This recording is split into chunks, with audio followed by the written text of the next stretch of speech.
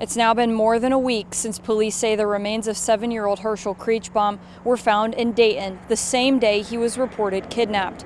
I'm Caitlin Herman reporting from the Montgomery County Coroner's Office. I spoke to Dr. Harshbarger about why these types of cases can be so challenging when it comes to identifying the remains and finding a cause of death.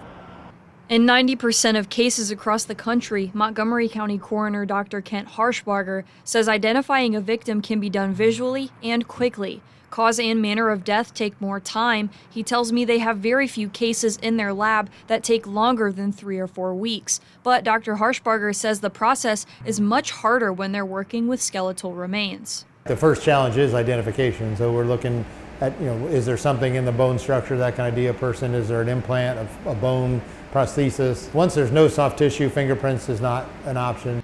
Dr. Harshbarger says they can still identify skeletal remains thanks to DNA technology, but it can be a much slower process. And after an ID is made, determining cause and manner of death depends on the trauma visible on the bones. It's really difficult, and so the bones have to be injured, and then we can go back to some kind of trauma occurred that's potentially lethal. A gunshot wound of the skull is still going to look like a gunshot wound, but if there's none of that, then it really goes back to what medical history was present, what could have caused death. If there's no visible trauma on bone and they can't determine the cause of death, Dr. Harshbarger says they could still rule the manner of death a homicide if the circumstances appear to be criminal based on police investigation.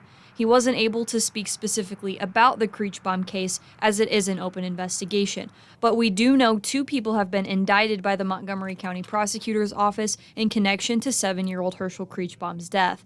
Ashley Johnson, Creachbaum's biological mother, is charged with obstructing justice. Her boyfriend, Michael Kendrick, faces 3 counts of gross abuse of a corpse and 2 counts of tampering with evidence. Prosecutor Matt Heck describes their actions as, quote, beyond despicable, and says more charges may be filed depending on the coroner's determination of cause and manner of death. The 2 are set to be arraigned Thursday at 8:30 a.m. Scan the QR code on your screen now. That will take you to our Dayton 24/7 Now homepage, where we'll have the latest updates in this case.